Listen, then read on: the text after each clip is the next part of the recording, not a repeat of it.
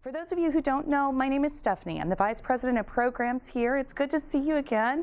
It's Old Home Week. I was saying that Susie was a student intern of ours in Cape Girardeau like 100 years ago, or no, maybe just 20, but it's been a while, and it's so great to see so many faces. Our topic this evening is diversity and inclusion, and you are going to be struck by the conversation this evening and really how we're digging into this topic, which is so timely for us in the United States today, to think about how do we include individuals? How do we make sure that people with various perspectives, various experiences with this disease are all included? And my remarks tonight are just to frame the context of why this is important to the Alzheimer's Association. In our in our mission statement and in our 10-year vision, it says that the Alzheimer's Association will eliminate Alzheimer's disease through the advancement of research. We will provide and enhance care and support for all affected and reduce the risk of dementia through the promotion of brain health. You notice it doesn't say that we will help those who have access to early detection or those who had an easy pathway to diagnosis. We will help all affected. And it is incredibly important for us to live that in every day of our life. Not always easy to make sure that we reach all affected, for sure. And why nationwide our organization has prioritized some key audiences that we know have a more difficult pathway to access help and support.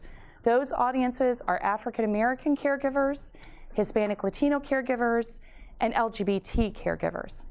And here in the Midwest, where we're located, we have added to that mix rural families, because now with the merger of the Greater Missouri and St. Louis chapter, we have 96 counties to cover, many of whom are very far from a local physician who's able to diagnose the disease and able to get that family linked to help.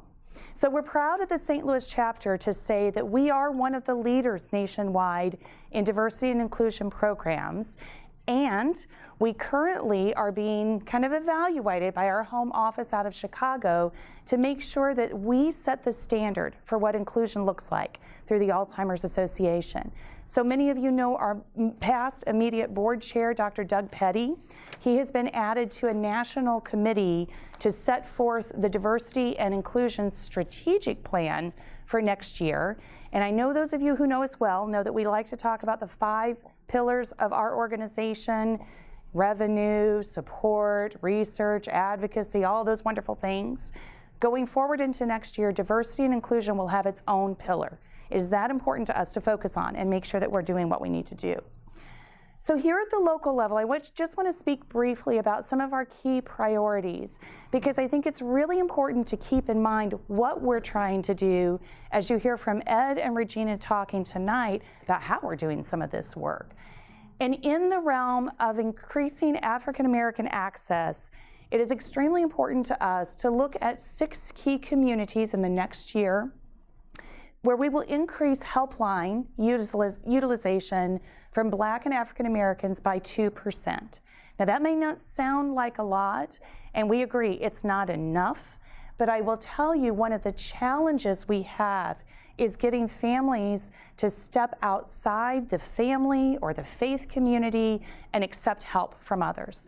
So we have some strategies in place. We're going to launch a public education campaign.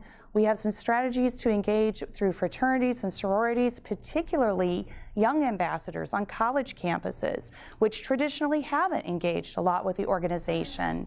And we want to continue to engage volunteers in different realms, as well as physicians who are often that gatekeeper. We are really excited that some of this work that we're doing today is funded by a new private donor who stepped forward and said to us, we need to do better in this area. And we said, we agree. And he gifted us $500,000 for a 4-year project to expand specifically our reach in North St. Louis, East St. Louis, and the Missouri Boot Heel. Once we merged together, then we identified 3 other communities that build up to these 6. Those communities are Greene County and Springfield, Cole County around Jefferson City, and Cape Girardeau County. So that will be our focus for African American outreach this year. We are also looking at how we improve partnerships with the LGBT community and how we can include more youth-focused partnerships. I am very proud to say to you that last Thursday afternoon, I was sitting in my office and I received a call from Promo, which is a statewide organization to support LGBT equality. And they have named the Alzheimer's Association their Leaders in Equality Award winners this year for the work that we've already begun and the work that they said we recognize is not always real popular in different pockets of the state that we serve. We are continuing to work on Hispanic partnerships, particularly now with our expansion into Southwest Missouri. We have a lot of communities in that area that don't have access to support and to help, and we want to do some more work in that regard. And we have just launched a Diversity and Inclusion Council, which are outside advisors to help us make sure that our strategies are in place, make sure that we're doing the right kind of work, and that we're measuring that. One of the reasons we're bringing this program to you this evening is we have set a goal that we want to assure cultural competence training for 50% of our volunteers in this next year. That's a big, audacious goal. The reason it's a big goal is we have so many volunteers, and we have so many volunteers who can't necessarily get to in-person programs. So we're definitely going to be working on that. We also have set a goal for a 10% increase in African American volunteer participation, and across the chapter territory, we aim to improve the diversity of the volunteers because you are a reflection of the communities that we serve. And we know that particularly in forward-facing positions, our helpline, our educators, our health fair attendees, people want to talk to those who understand the cultural challenges of Alzheimer's in a specific community. So I wanted to share that umbrella because tonight you're going to hear just incredible information about how we can each individually and collectively continue to pursue this pursuit of inclusion. And I'm pleased to introduce Ed Lowe, who is now a permanent part of our staff. Some of you may know him as a volunteer, but he is now our inclusion coordinator, and he's going to walk you through the first part of our evening.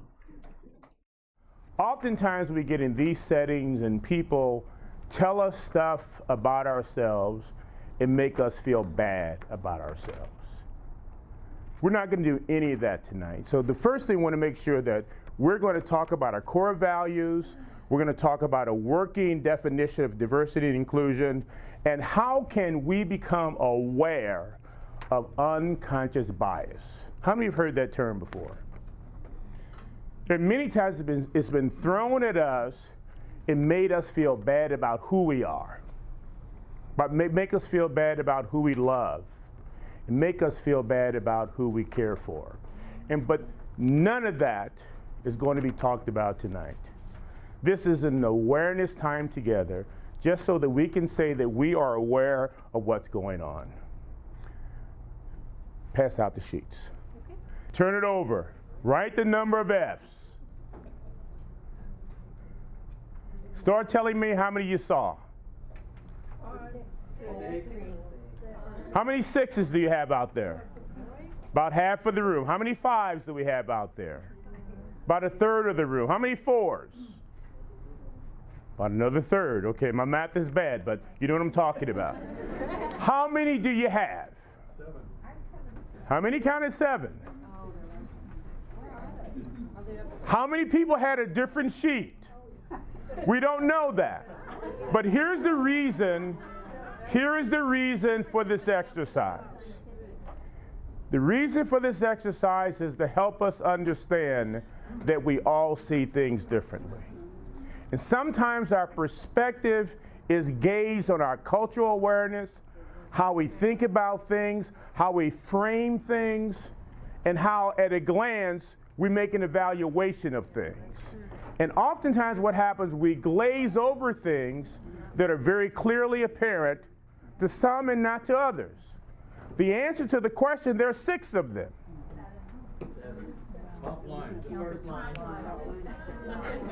Only the body, we're only dealing with this one here, the body of it. You're right, on the page there's 7, if you count the top line. But in terms of the exercise, there are officially 6 of them. Now, let's talk about what happens. Everybody with me, stay with me. Oftentimes what we do is we have a cultural awareness of the things that are around us. We evaluate things very, very quickly. We size those things up, and guess what happens? We stay in the mode of our initial thought. Now, if there's 5, 6, 7, 8, 9, or 10, you will still believe the number that you saw because that's your frame of reference. And as a part of diversity and inclusion, we need to understand that our frame of reference will not only tell us what we believe, but it'll also begin to dictate what? Our behaviors. This is one of the great statements in terms of how we size up our lives. To reach others, we have to first know ourselves. And to contact the deeper truth of who we are, we must engage in some activity or practice that questions what we believe to be true about ourselves, and guess what? What we believe about others. Their truth becomes our truth, and our truth becomes their truth. What was Shakespeare's words in Hamlet? To thine own self be true, thou canst be false to no man. And that becomes our reality. We have to be true to ourselves and realize that our truth does not dictate the rest of the world. There's a concept that everybody's right. And everybody in our truth, we have a right because that's what we believe to be true. Let's move on.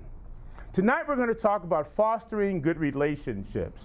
Now, some of these concepts, I'm sure that all these great minds, you've seen these things before, but in order for us to exercise good diversity and inclusion, we're going to define that in a moment. These are some of the steps that we utilize to foster good relationships with the community that we serve, the other volunteers that we work with, and also some of the constituents that we have to serve with on or in the Alzheimer's movement.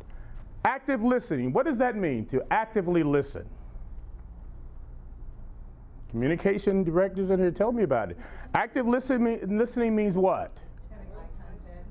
Say again? Having eye contact. Well, yeah, you're talking about the neurolinguistic portion. Yes, we have to look at people and they see us. What else? Feel the emotion in the word. Okay, feel the emotion. What else? But you have to listen and not speak.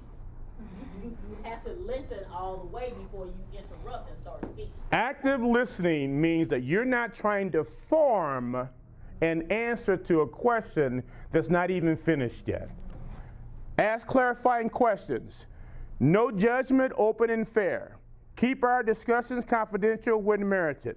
Invite humility without cultivating curiosity. This one is what you're talking about right there. Just think about how we communicate sometimes when we talk to people. Before they finish speaking, what are we doing? We're answering. We're forming what our response is going to be. That's what this is. Humility, this word here, its Greek root is what? Lowliness. So we step back for a moment and we make ourselves humble. We surrender ourselves to the person we're communicating with. And that's what that means there. While we're cultivating a sense of what? Curiosity.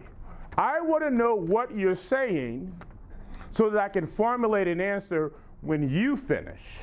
So that's part of creating a good relationship. Consider these guiding principles. Culture is not good or bad. It just is. We live in a society right now where everybody feels that what and who they are trumps, wait, I should have used that word, beats out, that was a political statement, please, beats out what other people think. Culture is just what it is. What may be considered just the way it is only culturally influenced. Our view of the world is shaped by what? Values, perceptions, assumptions, expectations. The more we know about current culture, I forgot a word here, current culture, the more we know about ourselves. Perfect example. If we think about how the culture has changed over time, why? Technology being one of them. And the more we understand about someone else's culture, the more and the better we can communicate with them. If we look across this room, ask this question about yourself. Who's my doctor? Who's my dentist? Who's my barber? What was the last movie I saw? Was it of the culture of someone differently than yourselves? And that's what we have to understand as an association. The world around us is changing. And we need to be ready for the change that's facing us right now. Take the time to get to know someone's journey. Being different is perfectly fine and okay. Someone differently than we are. Someone that has culture that's different than us. Some of us has ways and mores that are different than we are. The world is quickly changing. This quick news cycle, this constant news cycle. People don't get their news from the newspaper anymore. Things happen now and it appears on the World Wide Web. It appears now on Facebook. It appears now on Twitter. The world and culture is changing, and we need to be ready for it. The core values of the association, Stephanie hit some of them earlier, but the Alzheimer's Association core values are forged by our commitment to the highest ethical standards and drive our priorities, commitments, and organizational decisions. Our reputation is the ultimate asset we have. If we don't treat people right, if we don't go to where people are, if we don't learn what people are thinking and what people are feeling, it's not you, but it's the association that gets the black eye. It's not you that gets talked about, it's the association. And when people don't feel we care about them, it's not Sally that doesn't like me. It's not Sally that doesn't care for me. It's not Bill that doesn't care for me. But it's the association that has not responded to who I am and what I need.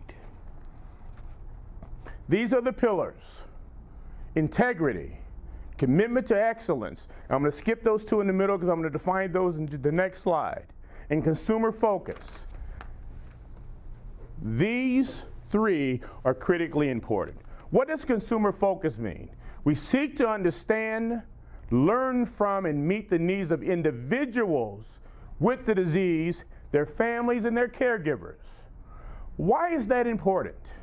That is consumer focused. Why should we be concerned about that as volunteer staff? That's up to the staff at the association to care about. But this is for all of us to make sure we clearly understand why we focus on the people that we serve. Let's get into diversity and inclusion. What is diversity? Someone just read that for me. Read it loudly. Anyone?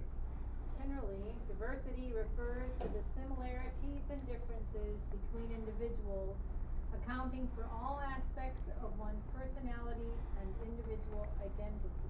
Think of this. Diversity, you probably can't see it well, but the word diversity is in different colors. And diversity is when we do what? Celebrate our differences.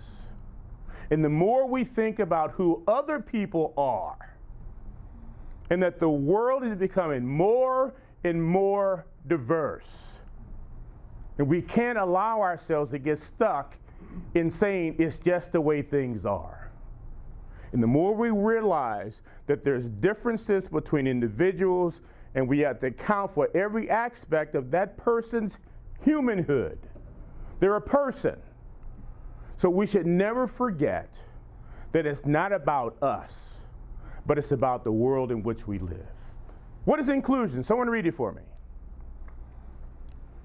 Inclusion describes the extent to which each person in an organization feels welcomed, respected, supported, and valued as a team member and working partner.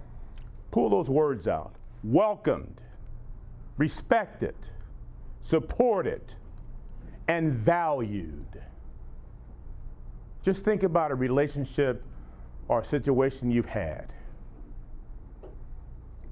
And did you do those things as it relate to how you represented yourselves, your family, and the association?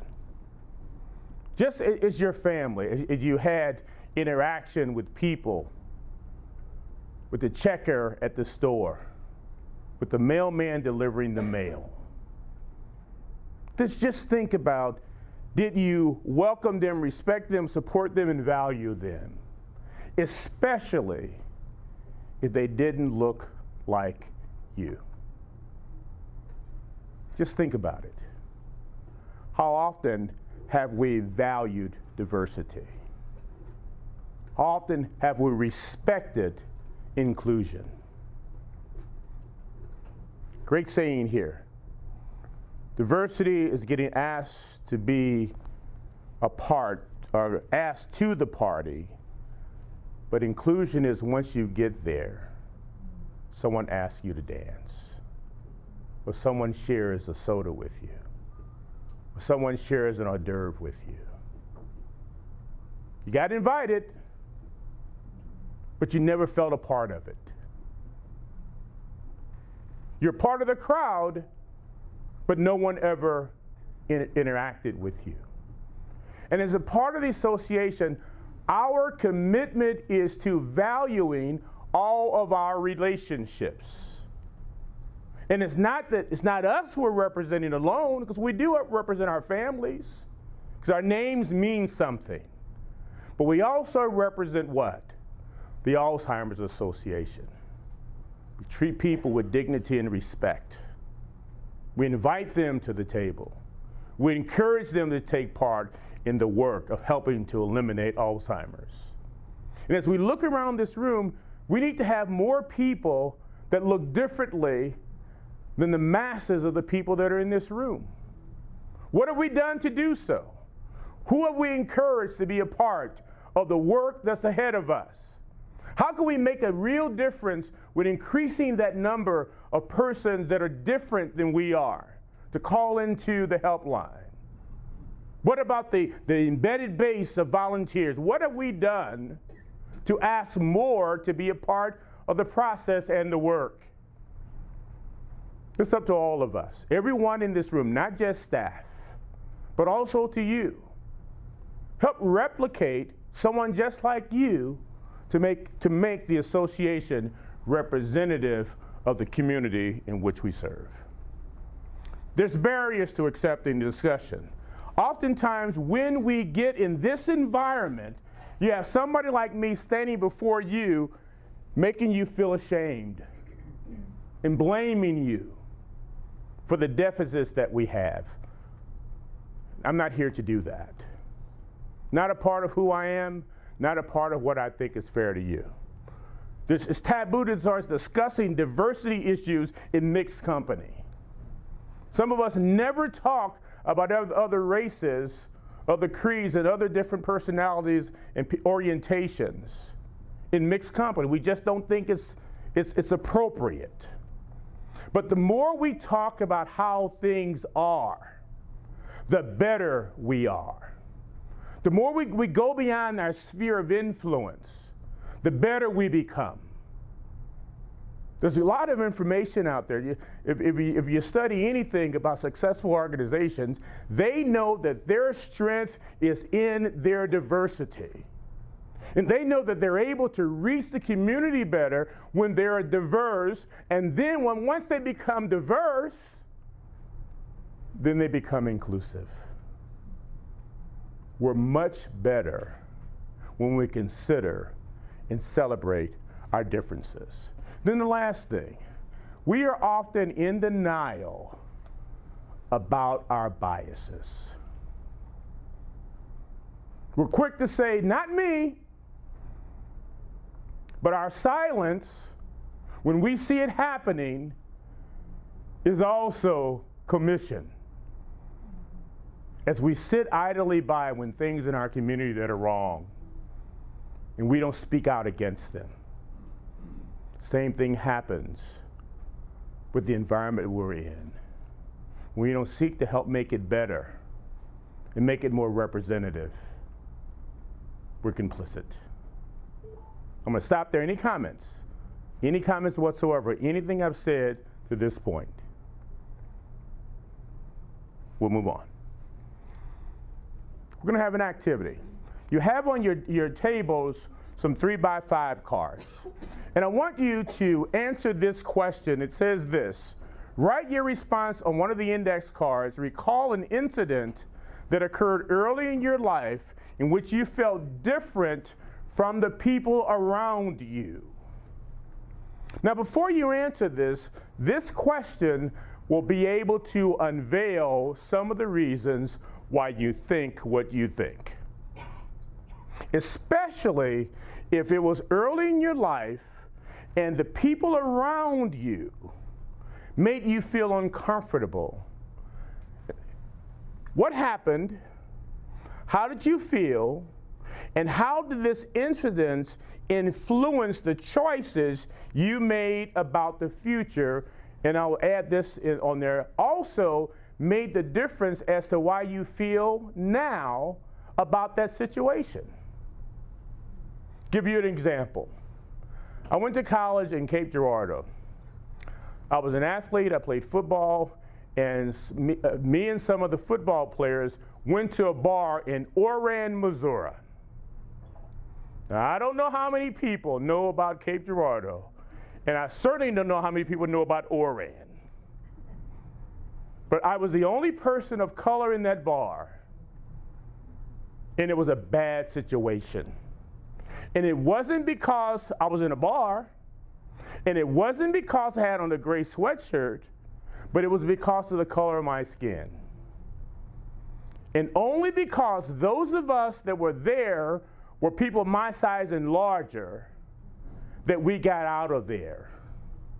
And it was a bad experience that could have jaded me forever, but I was raised 5 minutes from here in University City. So I was always in a diverse background. So that didn't jade me.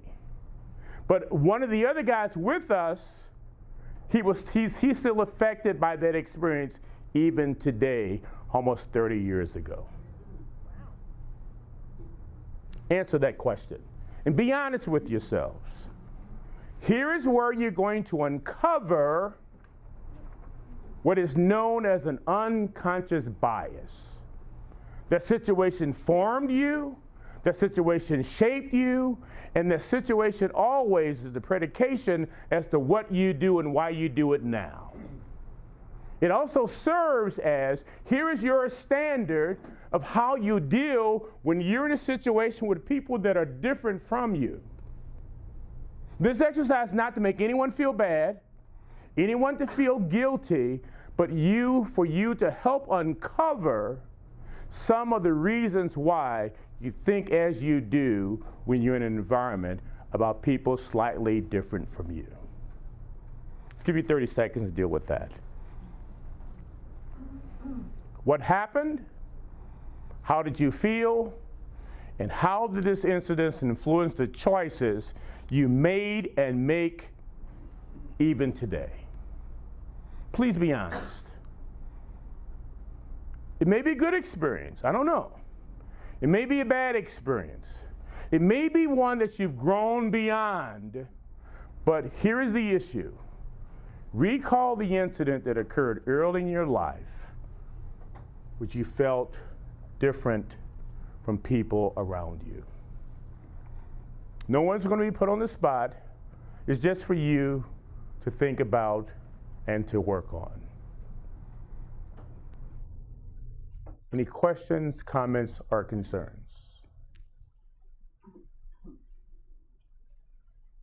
Let's proceed.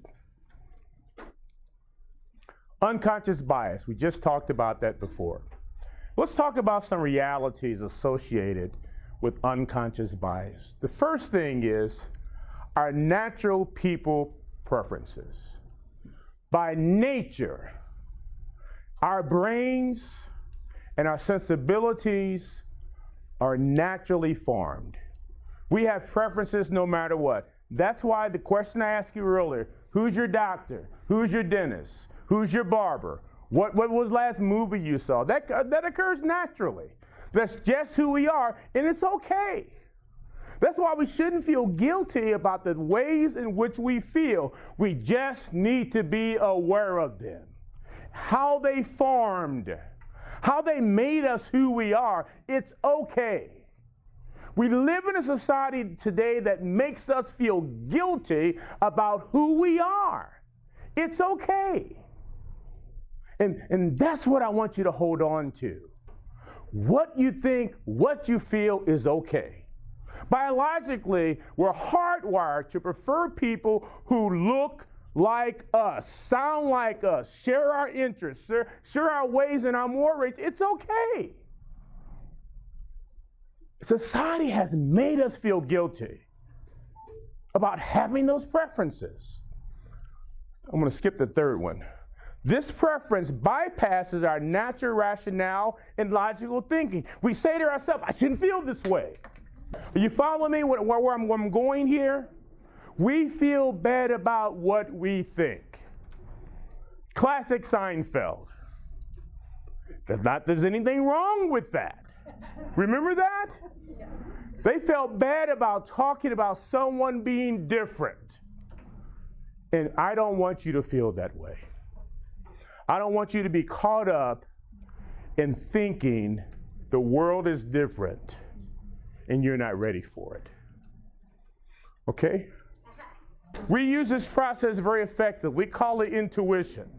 But the categories we use to sort people are not logical. Because most of the time we sort people by what? A glance. We sort people by what? What they drive. We sort people by what? What they wear. We sort people by what? Where they live. And those things are not fair. Unconscious bias behavior. First off, affinity bias. What is that? They look like me. They think like me. They're from the same university I went to. They dress as I do. They cut their hair as I do. That's affinity bias. And we allow this to happen naturally. But again, it's okay. Unconscious bias, self-perception, and performance is this. I like people that look like me. And as volunteers for the Alzheimer's Association, everybody is not going to look like you. And we need to be ready to accept them for who they are until they show us something different. And it really is okay. Confirmational behavior, seeking out or looking for behavior that conforms what we believe to be true. 5 years ago, Google was brought to task for every time they showed, when people typed in images of black males, and guess what the first thing they came across? Gangster-looking black men with mean faces. Google. And when you typed in images of white males, guess what came across? Men in suits, men in ties, men driving fancy cars. That was affinity bias, because the programmers programmed it that way. 8 years ago, across the nation, 84% of black offenders' pictures were shown when they talked about crime. And only 23% of white men who did same crimes were shown. Just 8 years ago. Affinity bias. Now, why do I bring that up to you? The society in which we live feeds some of the reasons why people don't understand one another. Now, I don't say that to make you feel bad. It's a sense of awareness that we have to help filter the sensibilities, in the ways in which we live. But we need to be aware of them. We need to accept them when they're right and reject them when they're wrong.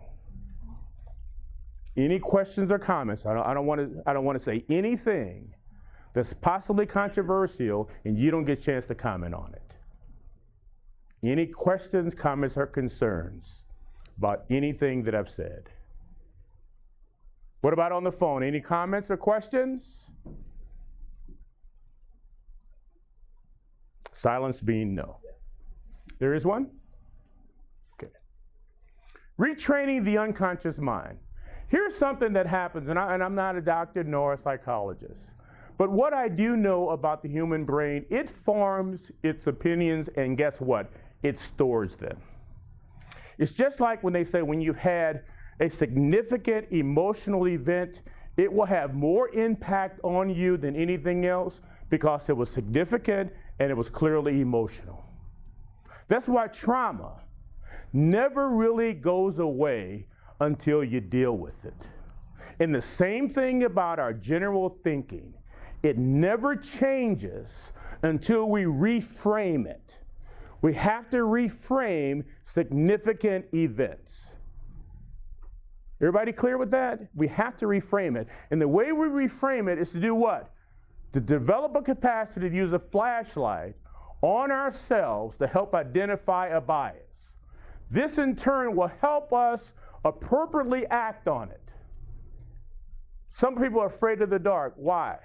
Because as a child, something happened to them in the dark that was a negative experience. People are afraid of water. Why? Something in their background negatively happened to them centered around water. The same thing about our relationships. Negative things happen and we allow it to stay there. In order for us to retrain and reframe our unconscious mind, we have to understand and redirect beliefs. Don't try to suppress them. There's a book I read many years ago called You Have to Face It to Fix It. And the same thing with things that happen to us emotionally. We have to face the fear. We have to face the change. We have to face it in order to effectively fix it. Explore awkwardness or discomfort by asking ourselves, what is triggering my feelings? Are they real or are they imagined? And as leaders and as volunteers for the Alzheimer Association, these things we have to kind of talk about as we deal with caregivers, as we deal with those people dealing with the Alzheimer's disease. Do we give them the same service? Do we give them the same care? And that happens. And we know that even in medicine and medical, that certain people aren't treated the same way, even though there's protocols in place, based on the people providing the care because of affinity bias. They don't look like me.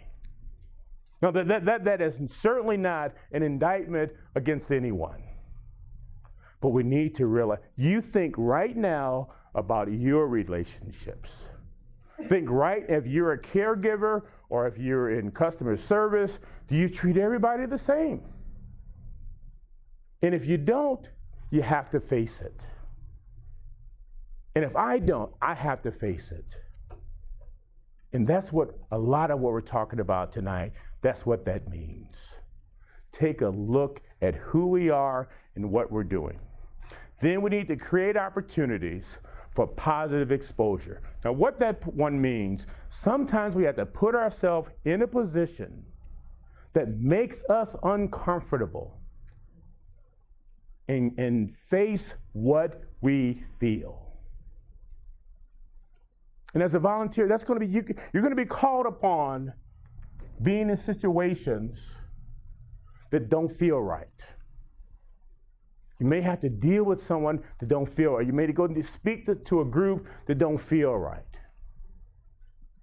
That zip code is not a zip code I go to. That particular type of church is not a church that I would go and speak at.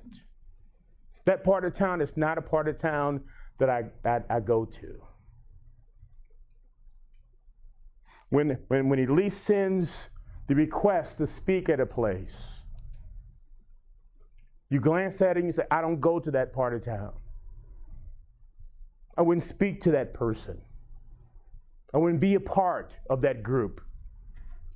And we have to face it to fix it. Questions, comments, or concerns?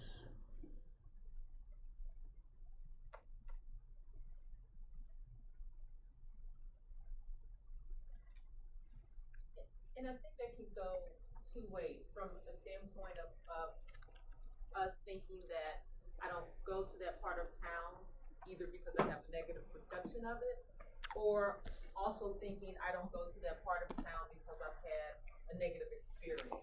Exactly. So I'm not welcome. So it's facing the fear on both sides of the coin, Right. in order to have that positive experience. And I think part of what she said was also my thought. I don't go there because I don't feel welcome there. Or I don't go there or I've had a bad experience. I think every single one of us in this room can say we've had a bad experience that has formed the reason why we behave as we behave. Megan. I think also sometimes you don't even have to react based off of your own personal bad experiences. For example, like I've heard bad things about a side of town, like from people that I know. I may not actually have that experience, but I've heard it and I trust them. So I internalize what they experience. Right. They become that vicarious Right. relationship. I might Yes. not even have that trauma. Right. But so It's real. And that's why I said before, face it. It's okay to feel that way. That's why we go back to the slide to talk about, is it real or is it imagined? Now, I'm standing up here today helping us to understand that we know there is reality in all of this. We know it is. When I first started human resources back in the 80s, we talked about numbers. We talked about affirmative action. We talked about hiring certain people at a certain level and all of those things. We're beyond that now. Because so many of us were all in the same boat because we live in an environment where things appear to be equal, but it's not. So we have to deal, those of us that really care about the sacred trust, we have to make sure that we are doing things that are right. Talk back to me so I can make sure that I know I'm in the ballpark. Go ahead. Comment? Comment? Okay, people scratching their nose make me think they have a comment. I just really appreciate this positive focus and the deep research that's gone into it, and it's just so easily received because of your positive direction. So I really appreciate how you're doing this. I've been through a couple various trainings for different things, and this is really. And that's what I said earlier. I am not going to make anyone feel ashamed about their experience because I can't change that experience. Nobody was with me back in October of 1976 when I was in the bar in Oran. When I became names that I'd never, ever been called before. Ever had been called before. But because I was with some gruff and rough guys that like tearing up stuff anyway, they gave them a good reason to defend my honor and Oscar's honor that was with me. And I want to thank you for saying what you just said, because that was one of my greatest fears, to stand before you and make you feel as if I was once again beating you about the head and shoulders. That your head were bloody but unbowed. Thank you for saying that. Question? Do you have the statistics available for what level of inclusion there is or isn't? I mean, we see what the growth rates you're looking for. In what area? In the association. Look around you. I'm just going to say look around you.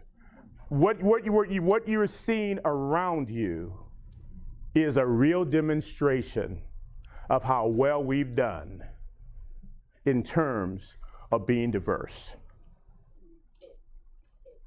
And we do have statistics that we use also. I'll touch on that a little bit in my portion of the presentation. We talk about our communities, but we do actually look at our communities, what is their ethnic breakdown. Exactly. And then what has been our interaction with the different ethnicities in the community. And then give us the hard numbers.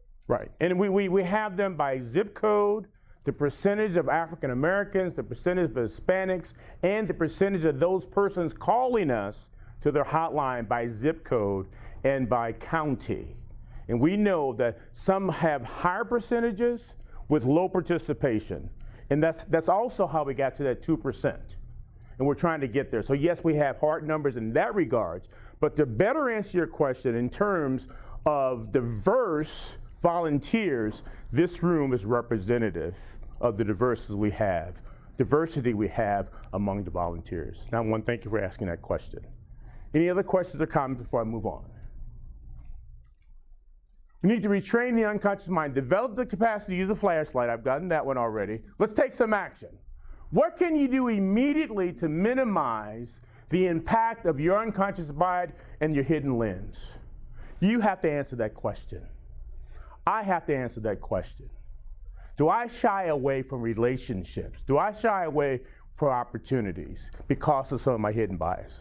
What can you do to promote your personal and professional skills in this area? What's the benefit? The benefit is what? Meeting the needs of the society in which we live and serve. That's the benefit. And also the other benefit is the more ideas we have. I have always said the greatest diversity is the diversity of thought.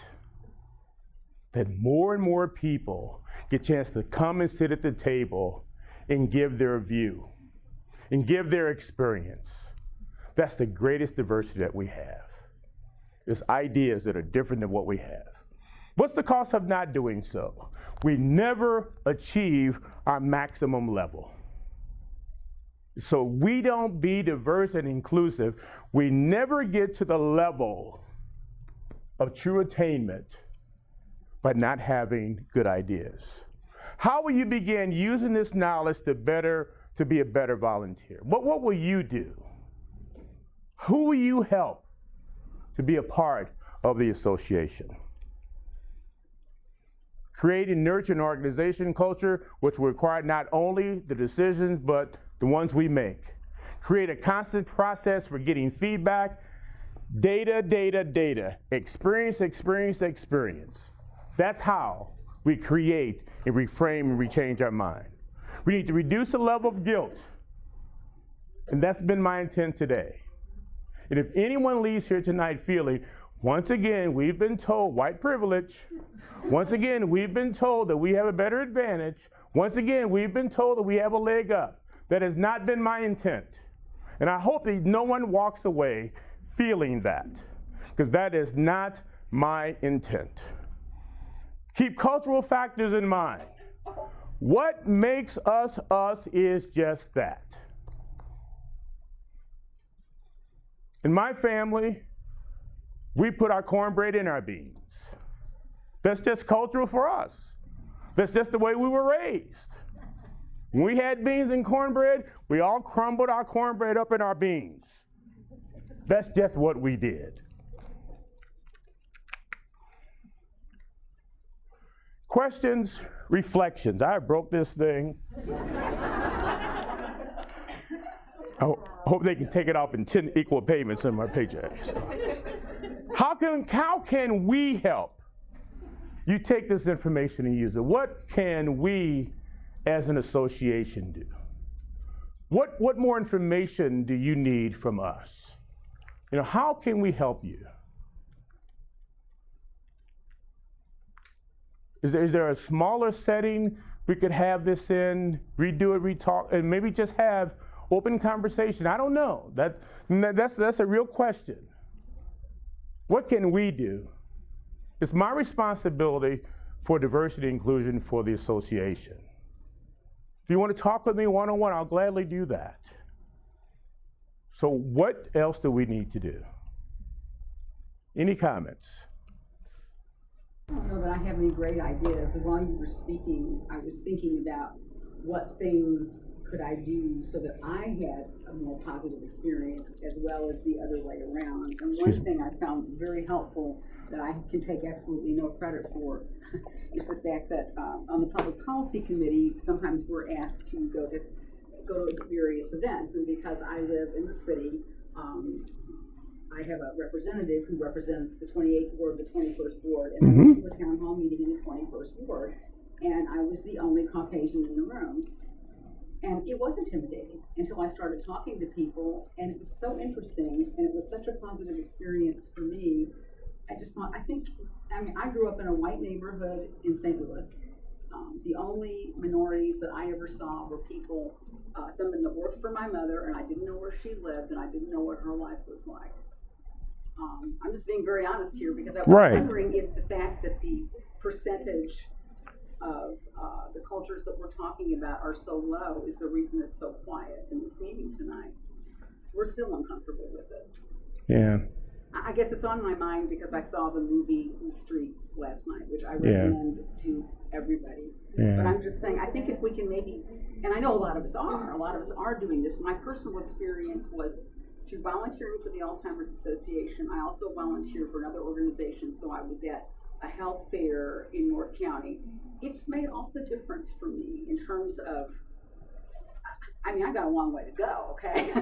Yeah. I need to keep going to those things. Not only was it educational, but it was fun. It was nice to be around people that weren't just like me, who were interesting and had new ideas and could articulate things that in my experience I could never articulate. Yeah. So that's my own Excellent. Thank you for sharing that. Anyone else? What can we do? Well, So you weren't scratching your nose that time. All right. yeah, so I'm in high school, and there was this program I did for our Student Equity Leadership Club, and it's called DAP, Diversity Awareness Program, and it was actually at the Gardens, and we partnered up with the zoo as well. And so what we did was go there for the spring semester once a month to either the zoo or the botanical gardens, and it would be a group of students and teachers. So I'm from Rockwood Summit, that's the school I represent. So there were kids from Rockwood Summit, there was some schools from University City, and then all across the St. Louis area. So what we did was we broke up into two sections, and we would just really hit the topic that was needed for each month. So one month was just overall diversity and the different issues going on in the world. Another month was LGBT issues. 1 month was disabilities and people and how we really interact with those who are in fact different than us. And what me and my friends experienced through this process was that the more and more we talked with each other and the more and more we discussed about these hard-hitting issues and really dug deep into what we believed in and what our community around us made us believe, I guess, was that we, as soon as we started talking about these very diverse issues and we opened our hearts and our minds out to everyone around us, we got closer as a community. And by the end of those certain months, we grew closer as a group. We started talking more freely with each other, and it was a very enjoyable experience. So I think the first step to really including this diversity and inclusion program is breaking the barrier that we have around us in our minds of those around us. And so really just be open with yourself. Don't feel self-confident, and just simple stuff like that. Humility. Yeah. Mr. Gorbachev, tear down this wall. Yes, you're absolutely right. And she said a concept that when you really talk about this, you include in it, she said the word equity. And when we really teach this concept, we must talk about equity. Because people will find out that we are not working towards equality. There's a great report that was published about 2 or 3 years ago called For the Sake of All.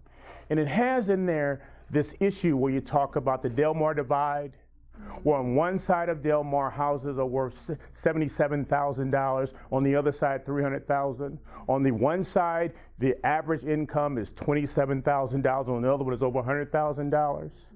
Equity. Thank you very much for sharing that, because it was a powerful, powerful statement. Next question, and this is really important. I'm going to close in just a moment. Are there any diverse groups you need more information about? You mentioned LGBT. This is not just about race. This is about people's humanness. And we need to realize that it's not just about race. And we get a little skirmish when we see people that are different than us in whatever it is, whether it's race, creed, color, sexual orientation. Don't shy away from those challenges. If you want information about how you can better interact and work with people that are different than you, we can help you. Go ahead. I appreciated at the beginning that you included rural communities as a group that you're trying to focus more towards. And yes, diversity includes race, creed, orientation, gender, age. Ooh, wow, watch out, age. Right. I used to call people old people until I became an old person. Absolutely. And Reverend Gina is going to talk about some of the things we're doing beyond St. Louis. I really thank you for your time today. I'm deeply honored to stand before you to talk about this issue, because I think it's very important for the success of the Alzheimer's Association for us to realize that we have to deal with that. I always wanted to be a teacher. All of my life, I went to school to be a teacher, and I trained to be a teacher, and I taught for 1 year. And I chased money. I ended up going to the phone company for 30 years. And I remember Dr. Kinderfather was her name. She taught at Harris Stowe University. You may remember she drowned in Colorado several years ago. And she taught foundations of education. And the one premise that I can remember that she taught was one called primacy and recency. And it talks about you tell the most important thing early in a lesson, and you hit it over and over again, and you talk about it the last of the lesson too. And that's how I'm going to end today. To reach others, we have to know ourselves, and we have to contact the deeper truth of who we are. We must engage in some activity or practice that questions what we assume to be true about ourselves. And I'm gonna adapt his statement by saying ourselves and others.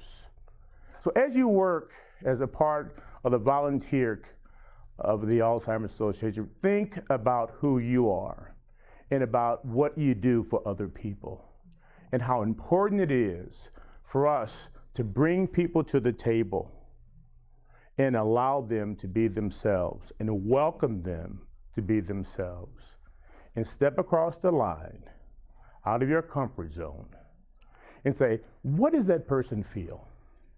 What does that person think? And how can I empathize? Not sympathize. We feel sorry for people too much. How does that person feel? Or how would I feel if I were treated like that? How would I feel if I had to deal with that? Who would I be if I had to overcome that? Diversity, inclusion. It's not just being invited to the party, but it's being asked to dance when we get there. Reverend Gina.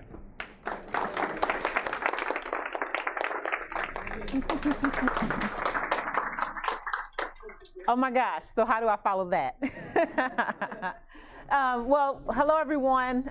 It's good to be here. It's great to see everyone in the room and those who are on the phone. I'm personally excited that we have gotten to a point to where we are including more people into our volunteer forum in various ways. So not only in person, but people can join in on the phone and then have an opportunity to watch it later. So if you don't know me, my name is Regina Lowe, and yes, the last names are the same for a reason.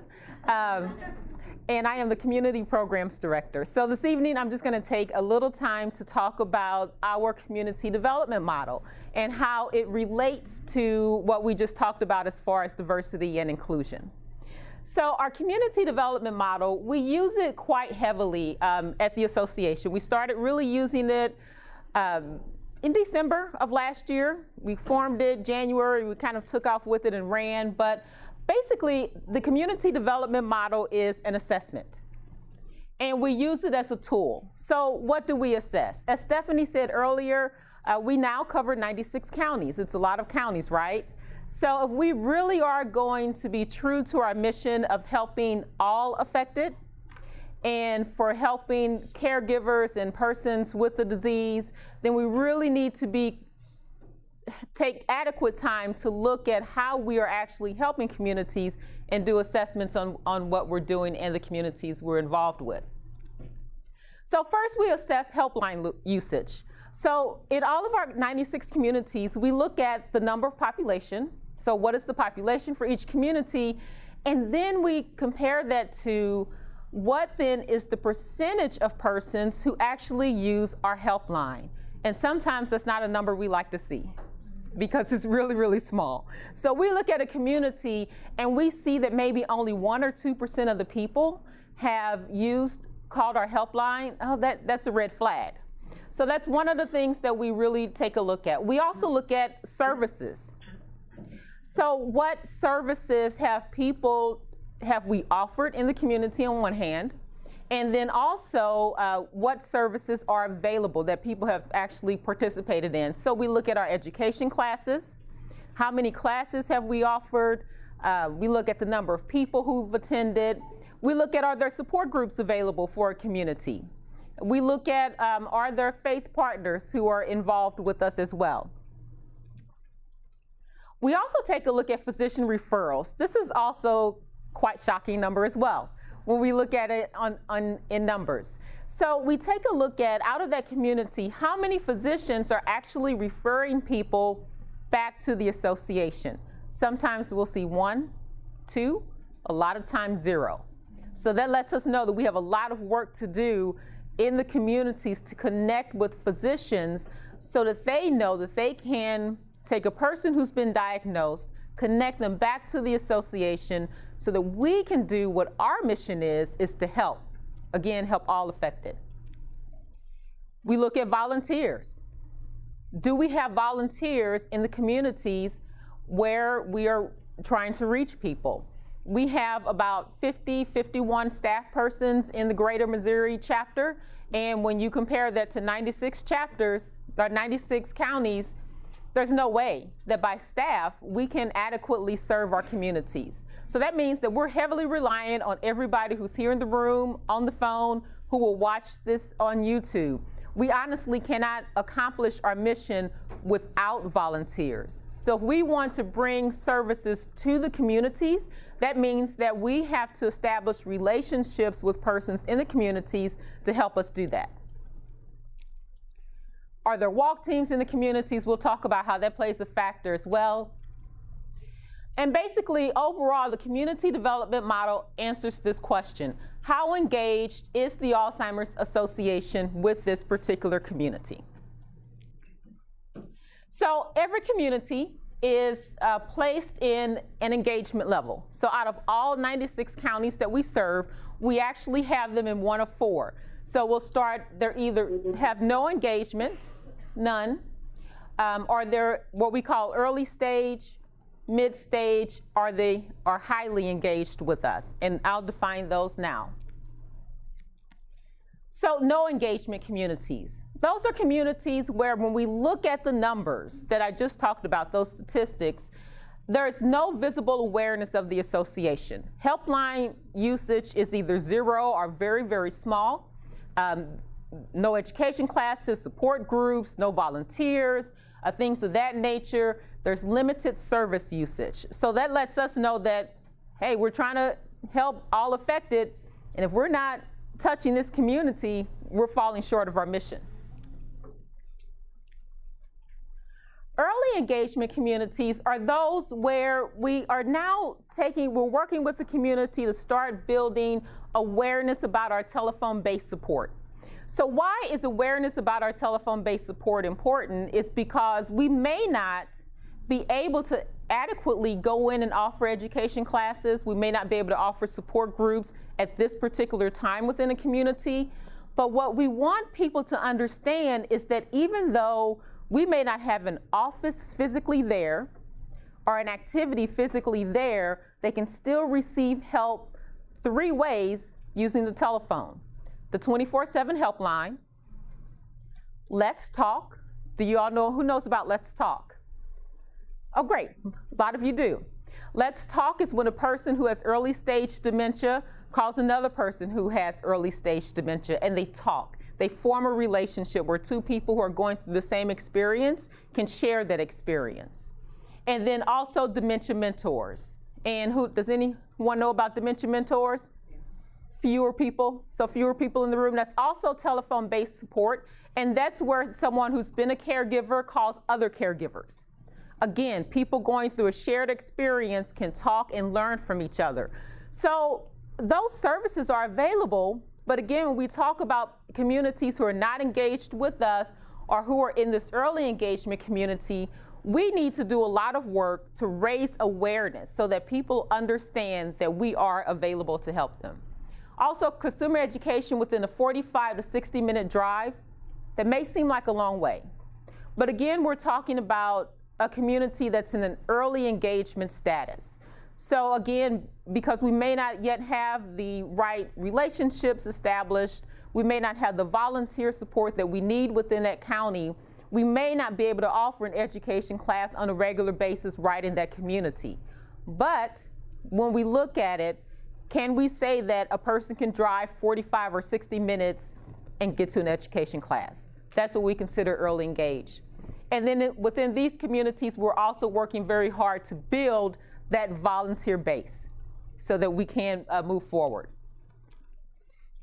A mid-level engaged community is one, so think about these as stacks. I showed those concentric circles. So they all build upon each other. So a mid-level engagement community builds upon early. We also add what's called community conversations, where we have an event. We go to a community and we basically try to hold a town hall and do a community needs assessment where we actively listen to the community members to learn what is it does your community need, and then we determine how we can help fulfill those needs as the association. We also endeavor to hold consumer education classes at least yearly, offer care consultation days within the community, have engaged volunteers. We may not yet have quarterly forums, but we'll work towards semi-annually forums, and also have localized fundraising. There are some communities that are in the mid-level engagement community that do have walks. But their other services are not yet considered to be engaged. They're not engaged enough with us to be considered high-level communities. So high-level engagement, again, builds upon the other 3. But then we have in place that ongoing consumer education. Care consultations in partnership with healthcare systems. So that's where we have embedded social workers within a hospital or someplace, and they're actually delivering care consultations on site on a regular basis. We're offering living with memory loss classes, understanding Alzheimer's or PBS specials, offering support groups within a 30-minute drive. The communities will have a walk to end Alzheimer's. We have the quarterly volunteer forums, and we have advocacy and trial match promotion. So pretty much St. Louis Metro, East Illinois Metro, we all know those are typically our higher engaged communities. So how do we use that community development model? We basically use it to plan. So in February, the community programs team, we're gonna have a huge half-day meeting where we'll sit down and we'll look at what I've called the monstrous community development model at all 96 counties. We'll look at the data. We'll have Pepsi or coffee because we'll need it. And we will assess every community and look at the numbers and say, is this community engaged with us or not? And we'll determine no engagement, low, mid, or high. From there, then we develop our plan. Now, can we address every 96 county, all 96 counties at one time? No, absolutely we cannot.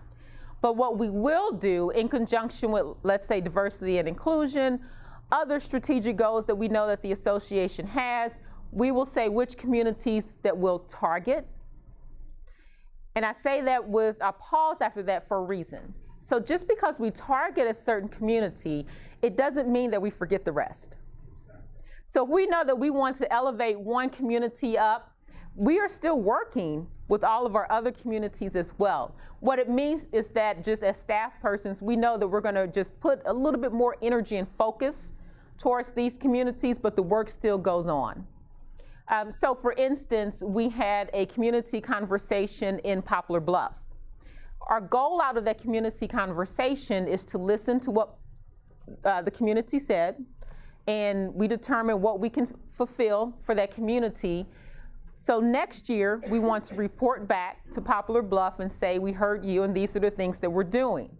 Now, then in 2018, 2019, we'll have other communities that we want to focus on, but the goal is that we've built up volunteer support, we've gotten the community active and engaged, so we just keep that ball rolling and let it grow some more while we move on to try and bring other communities up. Also, what I didn't say about the levels of engagement for communities is that we see that as fluid. So we know that there are communities who are considered no engagement or low early engagement. We see those as fluid. We want to see them move up. Now, every community, honestly, may not become a high engaged community, maybe because of population. Sometimes communities, when they border together, they tend to interact with each other anyway, so every single one may not be high, but at least they will get to mid-level engagement. We'll look at what specific events that we'll need to offer to the community and when, and then we'll also work on, again, that volunteer support. So that's an overview of our community development model. We love it because it's a great assessment tool and it gives us just good, clear focus. We know what we need to go do and we just chase after it like our feet are on fire. But it's also a great way, it's actually sobering because it really does tell us just how effective we are in our 96 counties and how effective we are in saying that we are going to help all affected. So any questions? Yes, Doug. Are you using community and county interchangeably, or how do you define? Yeah, that's Regina talking and not thinking. I am. So I'm using, when talking, I'm using community and county interchangeably, but really what it is, we look county.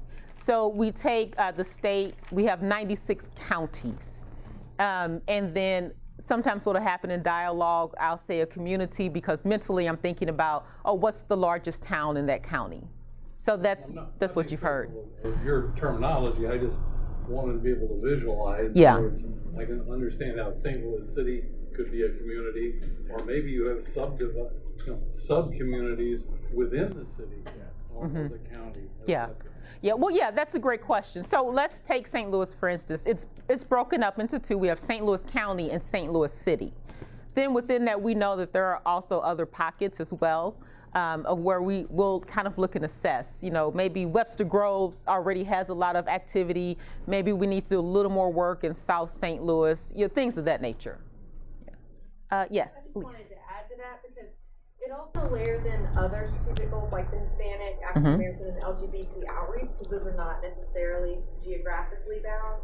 That tool, the CDM, is awesome because it helps me know what Deb is working on for the next year, what areas where Regina has been working, areas where our new faith outreach coordinator will be, you know, putting their energy, and it keeps our team focused. But that's not the only thing we use to guide strategy. It just keeps us from being too scattered. Right. Because what we found sometimes was when working in 96 counties was that Lisa would be going to an area that I needed to go to, and we weren't even talking to each other. and then we would waste energy and Yeah. not use the same contacts, and we were Right. duplicating effort. So the community development model became a way of us saying, okay, here's where each staff person will know they're putting energy in the next fiscal year, and how can we make sure we work better as a community programs team, but also with our diversity and inclusion staff and with our development team, the walk managers. Where are they working and doing, where's their energy going? So it's kind of on top of our social communities. Right. We get confused too. We talk about cities and we're like, wait, We is do. it a county or a We do. city? Yeah. We do. There's a lot of Googling in meetings. Yeah. That's true. Yes. Will National be giving any financial support? To do this? To do for in general? Right. It's not so much as financial support. You know, with our the way our model is with fundraising is that we keep a certain percentage here. The majority of it is here locally. Some does go to national for shared mission expansion, especially when we talk about, we look at our commercials that play on national television. That's part of shared mission fundraising. So I do, Elise, I'm glad you said that. Oh yes, go ahead. Do you interface with the AAAs throughout the state? We do, yes, great question. So that is part of our medical and research initiatives team. We have our director, Adrian, and we have 2 healthcare outreach coordinators, and their goal is to interface with the AAAs. And what we do with the AAAs and with a lot of our other health agencies is that we ask them to partner with us in that direct connect referral process, so that when they come in contact with a person who's been diagnosed or they're seeing signs or whatever the situation might be, they use that direct connect referral process to get them connected back to the helpline. And then that way we can assist them. AAA not being the automobile. Oh, yes, thank you. I'm sorry. AAA Area Agency on Aging. Yeah, thank you. Yeah, right. So last slide, I do want to show these are some of our events and how they tie to diversity and inclusion. I mentioned community conversations. You can see that we've done community conversations within these counties already. We've had an we will have an LGBT-focused community conversation in Springfield in October. And then we have others, about 4 or 5 more planned before the end of the calendar year. We've done Understanding Alzheimer's and or PBS documentary also in certain counties. Notice that we've done one at the Hispanic Chamber of Commerce, which was in Spanish. How awesome is that? I mean, you know, that's pretty exciting to say that we took the initiative to offer education in someone else's native language. Also, we will be doing Understanding Alzheimer's with Sage and Promo, LGBT focus as well. We have done health and diversity fairs, St. Louis City and County. We've picked up in doing health and diversity fairs in St. Louis City and County because we know that with the African American population, one of the ways to really reach that population is through health fairs. So that's our focus there. We've attended the Urban League Conference. We have a wonderful Boot Hill community engagement that's developing for all the counties in the Boot Hill. That's a great partnership effort between community members, health agencies, as well as faith-based communities. And then we're also planning a clergy appreciation for the St. Louis Metro and Metro East Illinois. Okay, so that's just some of what we're doing and how it all ties together. A lot of collaboration between departments and team members to make it work. Any other questions? Yes. So I've noticed, and this is a very selfish question. Okay. Just so you're not. I've noticed a lot of work, like what we've talked about, is for St. Louis and then like the Boot Hill and Springfield area.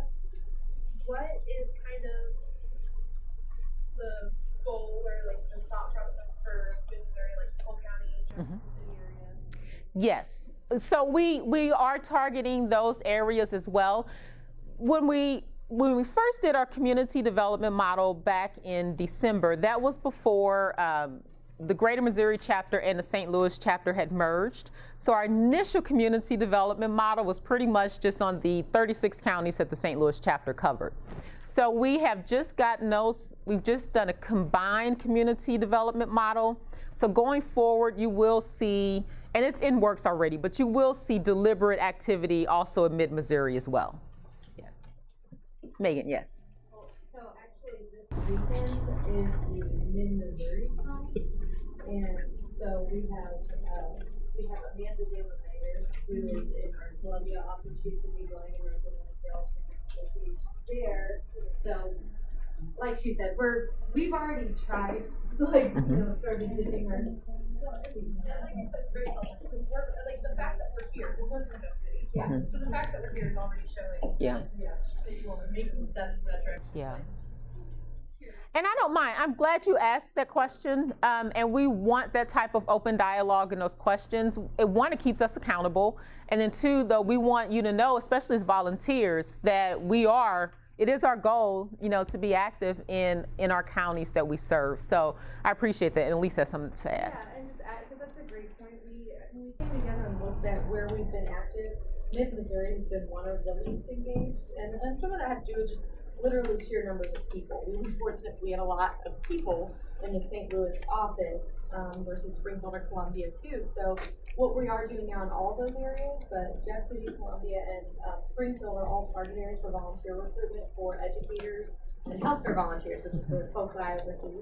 I met with Pam, who you all know by now, and we actually are working with our communications team specifically on a volunteer recruitment strategy in those areas because I'm from a rural area, so I know what you mean when you say, even though I'm not from St. Louis City, I'm from here now. So if I go out into mid-Missouri, people don't listen to me. So we're working on getting that volunteer base in those communities. And I'll actually be in Columbia in a couple weeks training our first set of Columbia-based volunteers there. And we just partnered with the Jefferson City YMCAs to start providing programs. And Amanda taught a program earlier this month, and she'll be teaching one in September and one in October for us. So if you have other connections there, also you guys feel free to reach out to us. We're relying on the people like you who know your communities better than we do to tell us, even if you don't want to do the contacting, if you want to just say, hey, Pam, can you tell me who I need to talk to if I know someone who really, an area that might really like education, or there's a library system, a church, whatever it is, and Pam can make sure you get to where staff is, because we want that. We want to hear where we're not. We're also working on building our volunteer-based group to include support groups because this is selfish for me, I need support group facilitators. And so yesterday I was actually in Jeff City and Lynn and in that area visiting my facilitators there, but I know that we don't have enough support groups in those areas. I'm your girl. Yeah, we are working on building in support groups, educators, community representatives, early stage volunteers, teaching partners, faith outreach partners, ambassadors. We are actively working to expand and make sure that we're inclusive of all of our counties that we serve. So, any other questions? Okay, well, thank you everyone for your time.